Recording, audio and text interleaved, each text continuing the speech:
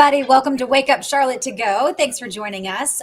Our big talker this morning was the idea of school safety and checking kids' cell phones to see if that could keep our kids, more safe in school. So, Ruby, you've been talking about this all morning long. It seems like a lot of parents were against checking their child's cell phone, though, right? Yeah. So I put up a poll on Twitter, and right now, 64% say no, they do not want faculty, staff, administrators at school district around the state of North Carolina checking phones. Now, this was brought into conversation because Wilson County School District, this is about 40 miles just east of Raleigh, they implemented this measure this week. And basically, school board members voted 5-2 approving faculty staff searching students' phones for evidence of misbehavior. So this means if a student breaks the law on campus within the school policy or rules within the school policy, they're going to check text messages and also pictures to see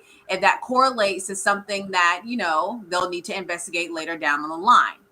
Now, this is something that, they want to raise an issue with or, put in place just because of the violence that we're seeing across the state of North Carolina at school districts. We're talking about fights. We're talking about guns being brought on campus. This is just one of their solutions to this problem.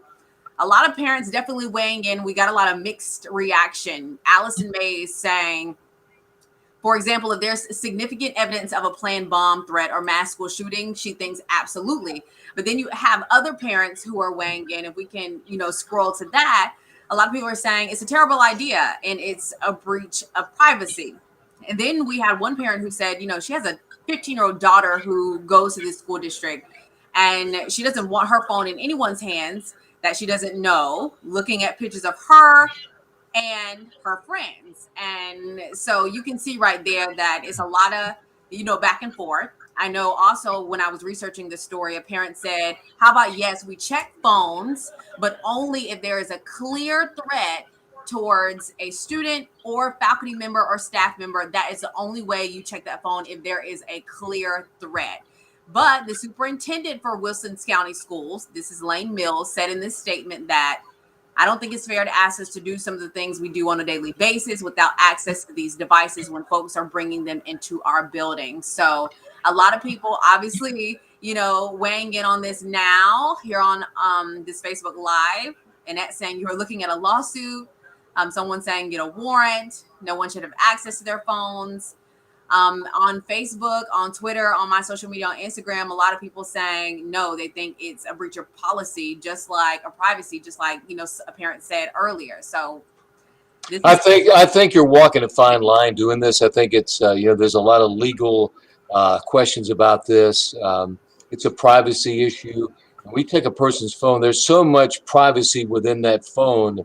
That's a can of worms opening up in Wilson, which is a town in the coastal plain of North Carolina. The county seat is Wilson, North Carolina, a fairly large town there in the coastal plain of North Carolina. So that's a fine line. I mean, we have a lot of problems in our school systems today, a lot of problems with violence, obviously, and situations. I think this may be going a little bit too far, and it's going to be challenged in the courts starting today, I guarantee you. For sure. Yeah, and we're seeing a lot of active comments, and most people are saying they don't think it's a good idea. And somebody says, like, get a warrant. Like, I think that there are due process laws that if you absolutely need to get that, if somebody is a suspect, as Ruby was saying, that make sure that there's a clear-cut way that you know that this is a threat. So, but yeah, no, it's a can of worms. It's very sticky. Yeah, David here saying they should get a search warrant. Joy saying this is a slippery slope. Gary saying very bad idea. I mean, the comments are just rolling in. For me as a parent, also it's crazy.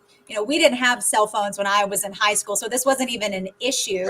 And I do know plenty of parents do want their kids to have a phone for safety reasons, to be able to call them if they need to. But y'all are exactly right. There's so much privacy issues. I mean, our whole world is in our phone, things that the whole world doesn't need to see. Right. But as a parent, I know they talk about checking backpacks. I wonder in the future, our school's going to start looking like our airports to make sure kids aren't bringing things I mean, into school. And I'm all for that could be keeping a our reality. kids safe. That could definitely be a reality on the rate that we're going. Yes, I know it's in the Wake County School District, which is in Raleigh, North Carolina. They also have this measure in place, but the superintendent for the Wake County School District says that they really try to limit it, that like that's the last resort. But again, that measure has been approved. So the question really was this morning, would we want to see this in Charlotte Mecklenburg schools? Because that has not been something that has been passed, but obviously with the stories that we've been putting out about the violence and the guns and just the fights, what else is going to happen, to be a solution at this point? Mm-hmm.